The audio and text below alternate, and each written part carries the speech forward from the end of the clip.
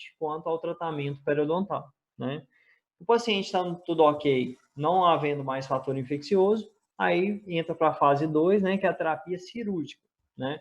Dentro da terapia cirúrgica, a gente pode estar incluindo fatores preparatórios para próteses, né, como é o caso da instalação de implantes ósseo-integrados, né, correção de fatores que podem dificultar a instalação, por exemplo, de uma prótese removível, né, como é o caso da presença de um freio, de uma brida, correção de defeitos mucogengivais, né, que são condições que podem facilitar com que o paciente tenha a recidiva de um processo inflamatório, né, como é o caso de um paciente que não tem, um exemplo, tá, com uma recessão gengival extensa, né, e ali ele não tem faixas de tecido queratinizado, né, então, a gente fazendo essa correção, né, a gente cria um ambiente mais propício para o paciente manter limpo, né, já que a gente tem uma adesão maior de placa à estrutura radicular do que na estrutura coronária, tá? Pelo fato do esmalte ter uma lisura superficial superior à lisura superficial da porção radicular, que é recoberta por cemento ou, quando o cemento é eliminado, pela presença de dentina. Então, a terapia cirúrgica vai abordar, então, procedimentos corretivos, como é o caso dos enxertos para recobrimento radicular, as terapias de frenectomia, como a gente abordou, frenectomia, frenotomia, como abordamos lá naquela roda de conversa da odontologia, né? Procedimento, então, de instalação de implante ósseo integrado, tudo isso está incluído numa terapia cirúrgica, tá? Os retalhos periodontais para acesso, né? Quando a gente vai fazer uma raspagem a campo aberto, né, uma raspagem cirúrgica, já estão incluídos na terapia anti-infecciosa, porque são procedimentos para a gente ter acesso para executar a raspagem subgengival do modo adequado. Então, eles não estão incluídos na terapia cirúrgica, e sim na terapia anti-infecciosa, tá? Finalizada, então, a terapia cirúrgica, né, a gente vai para a fase protética, né? Se na fase cirúrgica a gente instalou os implantes ósseos integrados, na fase protética a gente vai confeccionar as coroas sobre implantes, por exemplo, confeccionar uma prótese removível, né, uma prótese fixa, né? Tudo isso está incluído na fase protética. Então, inclui a parte de reabilitação de estruturas dentais perdidas, né? Reabilitação estética também do paciente, né? Então, uma etapa subsequente à terapia cirúrgica, né? E por último, mas não menos importante, né? A gente tem a terapia de manutenção a longo prazo, né? Onde a gente vai estabelecer a terapia periodontal de suporte, né? Que são os períodos de reconsulta desse paciente após finalizada a fase ativa de tratamento periodontal, né? Então, e a terapia de manutenção a longo prazo, né, ela tem importância igual às demais fases, né, porque ela impede que o paciente tenha recidiva de processos inflamatórios e, caso ocorra essa recidiva, a gente consegue tratar esse paciente numa fase mais inicial, evitando perda de estruturas de suporte desse dente, ok? Deu para entender, então, qual que é a sequência de um plano de tratamento periodontal?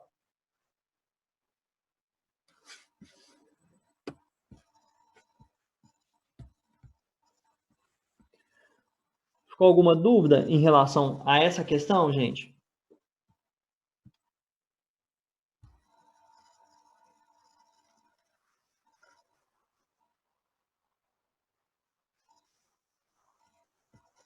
Então, vamos para a próxima. Pode ler a segunda pergunta, Yasmin. Em qual situação a alteração na sequência do plano de tratamento periodontal exemplifique duas dessas situações? Pessoal, a alteração no plano de tratamento periodontal, ela ocorre em função de uma emergência, tá? Por que a emergência que faz com que ocorra essa alteração no plano de tratamento? Porque em qualquer etapa que a emergência ocorra, ela vai ser a prioridade, entendeu? Então, por exemplo, às vezes o paciente está na primeira avaliação e você viu que tem uma condição emergencial. Então, é algo que você tem que corrigir e resolver primeiro para esse paciente, para depois você iniciar com a terapia anti-infecciosa. Mas vamos supor que você já executou uma terapia anti-infecciosa, já reavaliou esse paciente, já está na fase cirúrgica, por exemplo, e nesse período ocorre uma emergência. Então, a emergência volta a ser a prioridade, em detrimento da fase cirúrgica, entendeu? Então, a emergência, onde quer que ela ocorra, ela vai ser a prioridade e por isso que ela vai alterar a sequência do nosso plano de tratamento periodontal, tá? E o que se caracteriza como uma terapia de emergência em periodontia, né? Então, são situações que o objetivo ele aliviar a dor do paciente, né? Um paciente que relata uma dor constante, uma dor aguda, né? Tratar infecções agudas, né? Como é um caso do abscesso, uma gengivite necrosante, como ilustrado aqui, né? Nessas fotos. Tratar lesões traumáticas, né? O paciente caiu, quebrou um osso, né? Quebrou mandíbula, teve uma fratura dentoalveolar, teve uma fratura dentária, né? Então, é uma situação também emergencial. E consertar próteses defeituosas, né? Aqui no intuito não é fazer uma nova prótese, mas assim, por exemplo, um paciente tem uma prótese total e ele deixou ela cair e quebrou, né? Então, a ausência dessa prótese total impede que o paciente realize as funções básicas dele, né? Tanto de convívio social, como funções de fonética, de mastigação, né? Então, pelo menos consertar essa prótese, mesmo que de forma emergencial, né, mesmo que de forma assim provisória, né, seria um procedimento emergencial também, tá? Há emergências também do ponto de vista estético. Um exemplo básico, um paciente que quebrou um dente da frente, né? Então, é uma situação também que impede um adequado convívio social desse paciente, né? E então, por isso, a gente considera também como sendo uma situação emergencial, tá? A gente viu muito agora nesse contexto do corona, né? Que não sei se vocês acompanharam, pelo menos a gente que faz atendimento clínico, né? No início, o CRO liberou que a gente fizesse tratamento emergencial.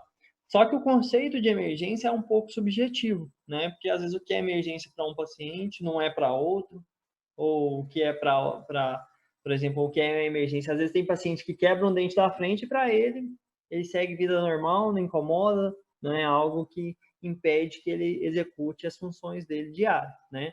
Agora, para um determinado paciente, às vezes um quebradinho mínimo, que às vezes é imperceptível, pode ser uma emergência para ele, né? Então é algo um pouco subjetivo, tá?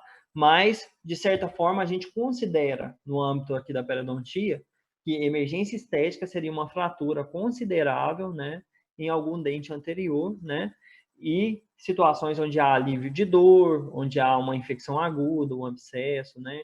Então, a gente deve tratar essa condição primeira, para depois a gente seguir com o nosso planejamento periodontal, seja ele inicial ou seja durante o tratamento que já está sendo executado, ok?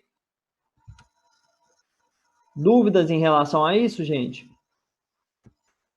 Guilherme, eu posso ter alguma situação que eu não vou passar pela terapia cirúrgica? Sim, pode ter situação, às vezes o paciente, ele só tem, por exemplo, uma terapia anti-infecciosa. Aí você vai executar a terapia anti-infecciosa, logicamente reavaliar esse paciente, né? Um exemplo disso, o paciente às vezes tem uma higienização muito boa, mas usa uma contenção. E nessa contenção dificultou a higienização e houve a formação de um cálculo supragengival. Você executou, então, um procedimento de profilaxia e raspagem supragengival nessa região anterior, e aí você conseguiu remover todos os focos de infecção desse paciente. Ele não tem mais nenhuma outra condição. Você vai reavaliar esse paciente e não necessariamente ele tem que seguir para um tratamento, uma terapia cirúrgica, uma terapia protética, né? Só que aí ele já vai cair diretamente numa terapia de manutenção a longo prazo, né? No qual você vai estabelecer um período de reconsulta, né? Numa situação como essa, se o paciente não tem perda de inserção, né? A gente deve recomendar no máximo de 6 meses as reconsultas com o dentista, né? Mas, então, existem várias situações. Pode ter um caso de um paciente que não tem nem terapia anti-infecciosa. Ele chega para avaliar, você verifica que ele tem uma excelente higienização, não tem presença de cálculo, placa, higieniza bem, não tem nenhum tipo de recessão, né? Nenhuma característica de escovação traumática, apesar de escovar bem, né? E não tenha nem terapia anti-infecciosa, somente uma manutenção a longo prazo, entendeu? Então, assim, Não necessariamente o paciente tem que ter todas essas demandas. A questão é, quando chegar um paciente com múltiplas demandas que se enquadram naquelas categorias, né, de tratamento, a gente deve seguir aquela sequência de tratamento do plano de tratamento periodontal. Ok? Entendi. Posso ler a 3? Pode sim. Mais alguém tem alguma dúvida nessa questão ou não?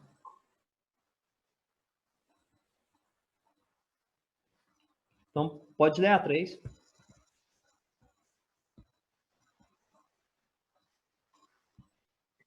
Qual a composição do cálculo dental? Descreva a razão pelo qual sua composição é variável.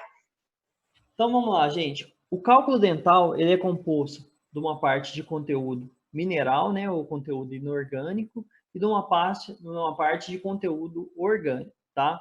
Dentro do conteúdo orgânico, a gente vai ter na composição proteínas, lipídios, leucócitos, células epiteliais escamadas e os micro-organismos, né?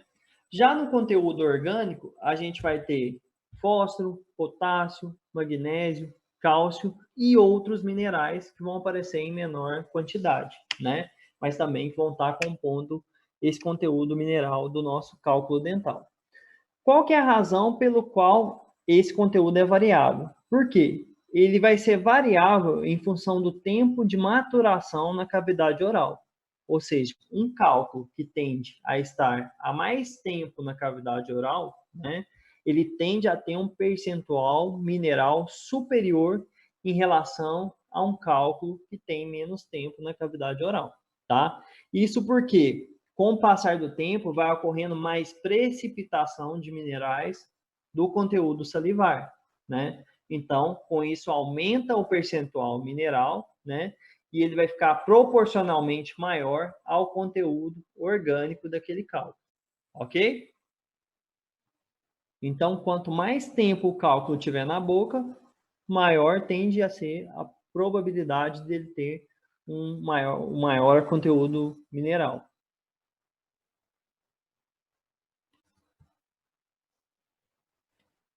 Deu para entender, gente? Aqui está o conteúdo mineral do cálculo, né? Fósforo, potássio, magnésio, cálcio. Lembrando que o cálcio é o mineral mais prevalente, né, no cálculo dental e é o que tem maior quantidade, né? Só que a gente tem diversos outros minerais compondo esse cálculo dental, tá? Só que alguns são, a quantidade é muito pequena, muito mínima mesmo, né?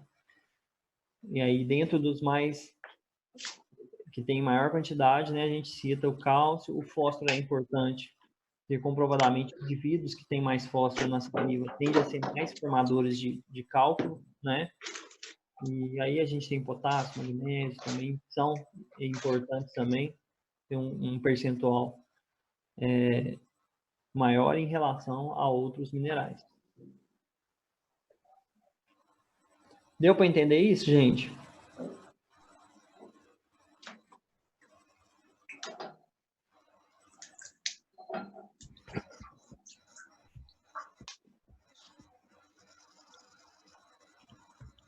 Beleza, então. Pode ler a próxima. Cite duas vantagens e a principal desvantagem da raspagem com aparelho ultrassônico em relação à raspagem com instrumentos manuais. Então vamos lá, gente. As principais vantagens do aparelho ultrassônico é que ele apresenta movimentos rápidos e suaves, né?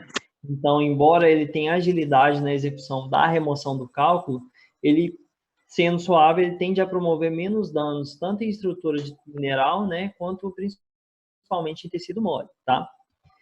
Eu acho que a principal vantagem do ultrassom é a menor fadiga do profissional, né? Porque é um aparelho que ele vibra, né? Então não precisa o profissional ficar exercendo aquela força de tração, né? Igual a gente tem que executar na raspagem manual, né? Então essa eu acredito que seja a principal vantagem, né? E o fato do ultrassom ter sido desenvolvido, né? Que é facilitar no contexto clínico, né? A raspagem pelo profissional. Tá? E ele tem uma extremidade ativa mais longa, né, espessa e sem corte, né?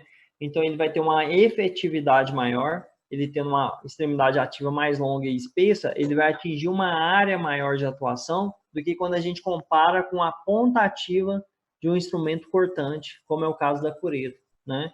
Que é o instrumento manual. E ela ser sem corte, o risco de dilacerar tecido mole é muito menor do que quando comparado ao de uma cureta manual, né? E a principal desvantagem do aparelho ultrassônico em relação ao aparelho manual é a falta de sensibilidade tátil, né? Por isso que, quando a gente executa raspagem subgengival com ultrassom, a gente deve obrigatoriamente complementar com as curetas manuais, tá? Porque a cureta manual, a gente consegue identificar, sentir, né? Por variação na ondulação, né? Quando a gente executa o movimento de tração de forma suave, né? Sentir que ainda há remanescente de cálculo, né? Ou então, é outra questão, outra vantagem do instrumento manual em relação ao aparelho ultrassônico, né? É que com ele a gente consegue executar alisamento radicular, né? O aparelho ultrassônico, ele não promove alisamento radicular porque ele não tem corte, tá? Então, aí tá algumas vantagens e desvantagens, né? Quando a gente compara o aparelho ultrassônico com o aparelho manual.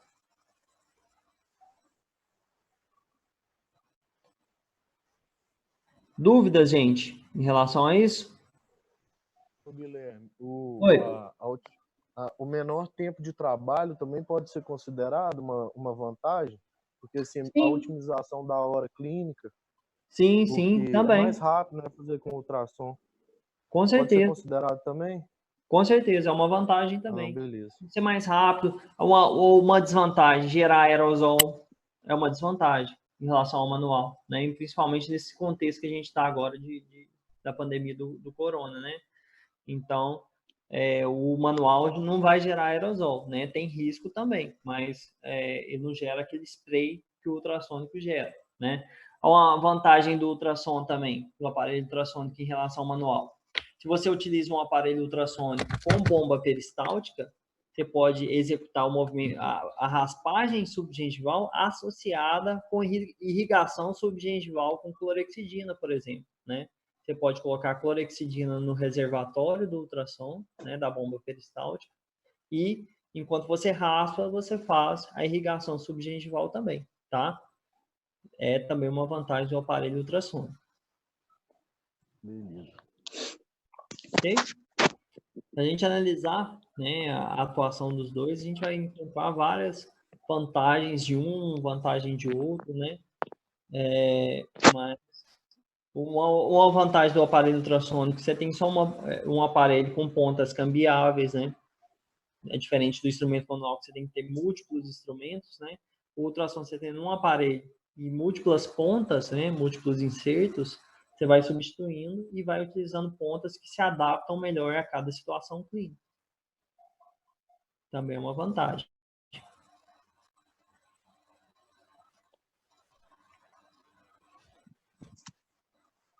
Ok?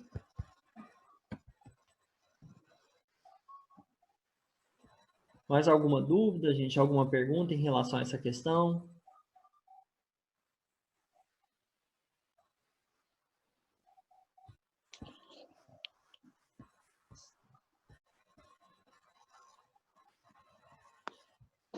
Então, vamos para a próxima. Pode ler, Yasmin. Quais são os métodos mecânicos e químicos de higiene oral? Cite 2 exemplos de cada. Então, vamos lá.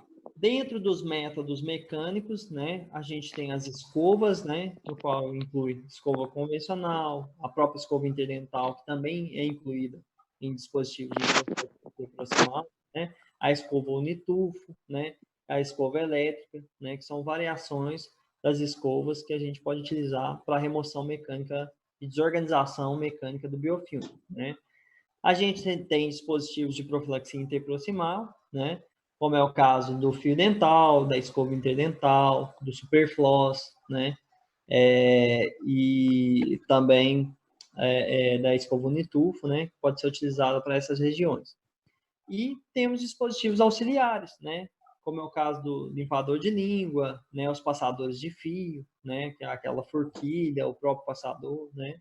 Então, são também dispositivos auxiliares que a gente pode utilizar na remoção mecânica da placa bacteriana. Além dos métodos mecânicos, a gente tem também os métodos químicos, né? A gente tem métodos químicos locais e métodos químicos sistêmicos, né? Dentro dos métodos químicos locais, a gente tem colutórios, né? Dentro dos colutórios, a gente pode citar o próprio digluconato de clorexidina, 0,12, né? A gente utiliza na região oral, né? O próprio Listerine, né? Que utiliza os óleos essenciais, né? Como método de princípio ativo, né? O próprio, aqueles Colgates Total 12, né? Os colutórios e os cremes dentais, né? Já entrando, pegando o gancho, que utilizam o triclosan como método ativo, né? Como princípio ativo, né? Aí a gente tem o sprays, né? A gente tem o próprio spray de clorexidina, tem verniz de flúor, né? Tem dispositivos de liberação lenta, né? A gente tem antibióticos locais, né? Que são inseridos na região do sulco gengival. E à medida que vai tendo a liberação do fluido crevicular gengival, né? Que ele vai renovando, né? Ele vai ativando esses dispositivos e aí vai tendo a liberação lenta desses antimicrobianos, né? A gente tem esferas de minoxidilina, ciclato de doxicilina, tem fibras de tetraciclina, né, que são esses dispositivos. A gente tem o Arestin, tem também chip de clorexidina, né, o Periochip, né, são dispositivos de liberação lenta. E também dispositivos para irrigação, né, produtos para irrigação supra e subgengival, né. O mais utilizado é a clorexidina 0,12, né, que a gente pode utilizar para irrigação supra e subgengival, né, mas também durante um tempo utilizou a água ozonizada, né, para esse fim, né. Tem a possibilidade de utilizar água oxigenada 10 volumes, né, para irrigação supragengival, né, em situações de processos agudos gengivais. E além desses métodos locais, a gente tem métodos sistêmicos, né, como é o caso dos antibióticos sistêmicos, né, que nesse caso eles vão ser ingeridos, né, e aí vão ser absorvidos e vai ter a concentração desses antimicrobianos na corrente sanguínea e vai atuar em processos inflamatórios à distância, né, em processos infecciosos à distância. E aí, dentro desses antibióticos sistêmicos que a gente utiliza em periodontia, né, cita-se a amoxicilina, a metronidazol, que são muito utilizados, a azitromicina, né, a tetraciclina e seus derivados, né, como a aminociclina, a doxicilina, né. Então, tem muitos antibióticos sistêmicos que são utilizados. A gente vai ter uma aula só de antibiótico-terapia, né? Onde vocês vão aprender também os protocolos utilizados em cada situação na periodontia, né? Mas aqui a gente já dá uma pincelada, pelo menos, para vocês saberem que tem esses métodos também que podem ser utilizados. Ok? Alguma dúvida em relação a essa questão, gente? Alguma pergunta?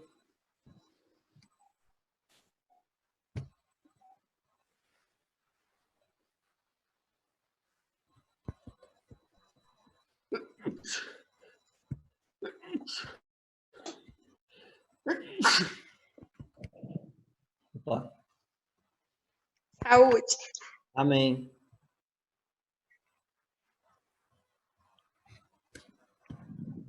Pessoal, então, vamos para a próxima, então. Yasmin, pode ler a próxima, a 6? Quando e com qual posologia deve-se utilizar a clorexidina a 0,12%? Com qual composto incluído nos cremes dentais ela pode reagir? Então, vamos lá. A clorexidina, né, 0,12%, que é o digluconato de clorexidina, né, a gente utiliza ele muito, sempre indicar para os nossos pacientes sem álcool, tá? E ela pode ser utilizada para pacientes hospitalizados, né, que estão impedidos de executar os métodos mecânicos de controle do biofilme, né? Para pré e pós-operatório, né, a gente utiliza bastante também, né, no qual a gente orienta o paciente a não escovar no local operado, né, ou escovar com cuidado para não alterar a posição da margem gengival, por exemplo, ou então não ter o risco, para não correr o risco de romper alguma sutura, né? Então, a gente utiliza a clorexidina como um coadjuvante, né, que vai auxiliar muito nesse processo. Para a complementação dos métodos mecânicos, né, geralmente após a profilaxia, né, ou raspagem sub ou supragengival, a gente também indica clorexidina, tá? Para pacientes com alterações sistêmicas, né, com impossibilidade de realização do tratamento mecânico, né, pacientes intubados, né. Então, nessas situações, né, às vezes o paciente tem uma contraindicação para execução do procedimento cirúrgico, por exemplo, momentânea, né? Então, a gente pode estar utilizando a clorexidina durante esse período, até a estabilização dessa condição sistêmica, né? Para depois executar o tratamento cirúrgico, né? Quando for possível. E ela não deve ser utilizada com lauril sulfato de sódio, né? Porque ele vai inibir a ação dessa clorexidina, vai diminuir o efeito dela, né? Então, tem muitos cremes dentais que possuem na composição o lauril sulfato de sódio, né? Que ele é um agente que dá aquela espuma. Na hora que a gente escova, né? Forma aquela espuma, é o lauril sulfato de sódio, né? E aí, por isso que o indicado, né? Quando a gente prescreve a clorexidina para o paciente, que ele utiliza a clorexidina 0,12%, né?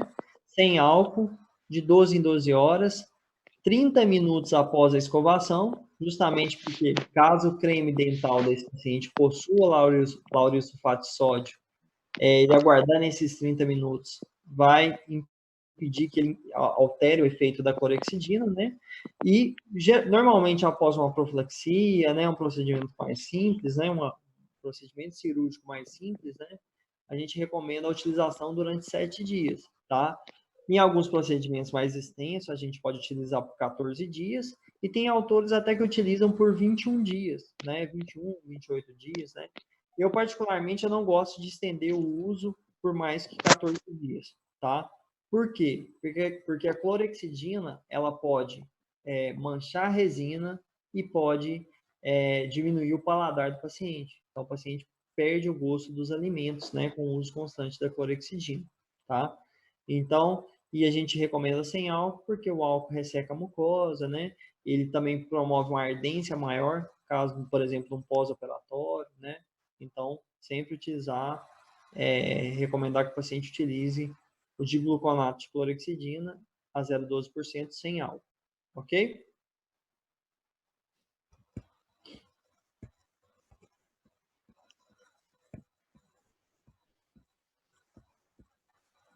Lembrando que a clorexidina, né, ela é bacteriostática, mas em altas concentrações ela pode ser bactericida, né? Então, e ela é muito, muito, muito utilizada em periodontite, tá? A clorexidina, praticamente, quase todas as situações a gente recomenda a utilização dela, né, como um coadjuvante, né, um complemento ao tratamento mecânico, né, e aos métodos cirúrgicos também, né, evitando a reinfecção de áreas, né, no pós-cirúrgico imediato, né, auxiliando nesse processo durante o período de cicatrização tecidual.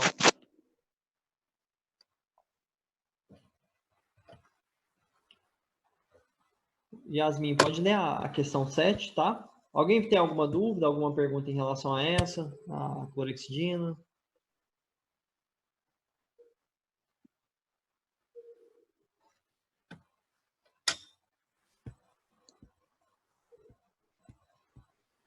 Beleza, então. Pode seguir para a questão 7.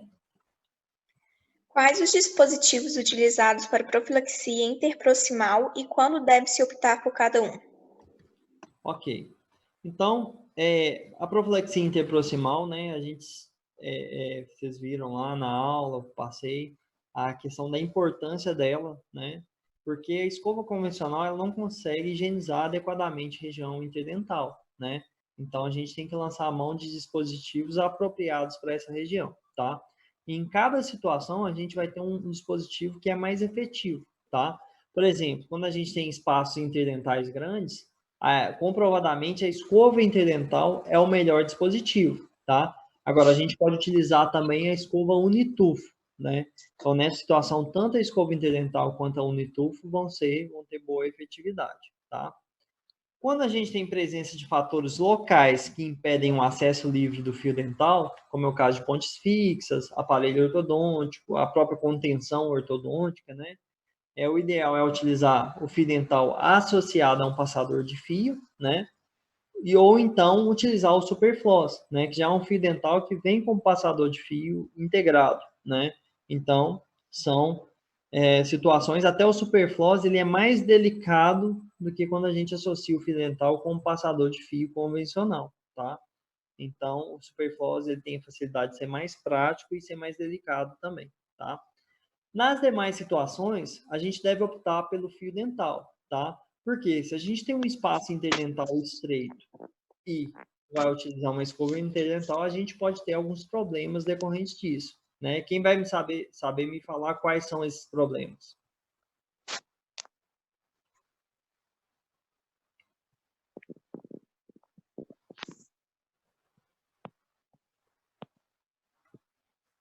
Ninguém? Repete a pergunta aí para nós. Por que a gente não pode usar escova interdental em espaço estreito? Espaço interdental estreito. É porque pode causar Oi? recessão de irritar a papila, né, interdental. Uhum. A gente pode ter dois problemas. Um é a recessão, na verdade, três problemas, né? A recessão papilar, né? Que ela associada, ela vai causar um black space, né? Que além da questão estética, né? Que fica um aspecto estético desagradável, ele também é um local de acúmulo de biofilme, de restos alimentares, né? Porque é um espaço vazio, tá? E outra questão, né? Que você também, como consequência dessa recessão papilar, né? Você pode ter uma hipersensibilidade lentinária, né, nessa região, né? Então, você expõe a porção, promove essa recessão papilar, expõe ali abaixo da junção amelo-sementária, né? E aí você pode ter uma hipersensibilidade em função disso, tá? Então, o indicado se você for utilizar a escova interdental e se for notar que está tendo uma pressão para passar aquela escova interdental naquele local, é que ela não é o método mais ideal. Deve-se optar pelo fio dental, tá? Agora, se você tem um espaço interdental mais largo e você consegue passar a escova interdental de forma passiva, né? Você vai ter certeza que ela não vai promover danos, né? E aí ela vai ser um dispositivo muito efetivo nessas situações, ok? Mas quando o local é estreito, indicado utilizar o fio dental.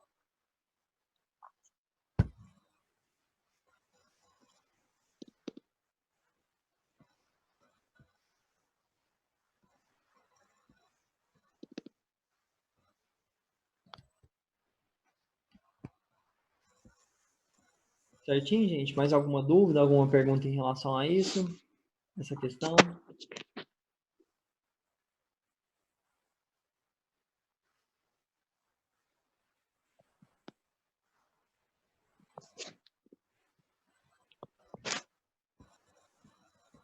Então, vamos lá. Pode ler a questão 8, tá, Yasmin? Em qual situação a escova elétrica deve ser indicada? Então, gente, a escova elétrica, ela deve ser preferencialmente indicada em situações onde o paciente tem uma destreza manual reduzida, né? Então, geralmente, essa destreza manual reduzida, ela está muito associada a pacientes que são portadores de necessidades especiais, né? Então, comprovadamente, a escova elétrica, ela não traz ganhos em relação à escova convencional no paciente que consegue executar uma técnica de escovação adequada, né? Então, ela traz ganhos no paciente que tem dificuldades, né, em executar uma técnica de escovação. Então, nessas situações, a escova elétrica, ela pode ser efetiva, tá? Agora, num paciente que tem uma boa destreza manual, né, não justifica que a gente indique a utilização da escova elétrica, porque é um dispositivo mais caro que não vai trazer nenhum tipo de benefício adicional a esse paciente, tá? Então, ela é somente indicada atualmente para pacientes que tenham pouca destreza manual, ok?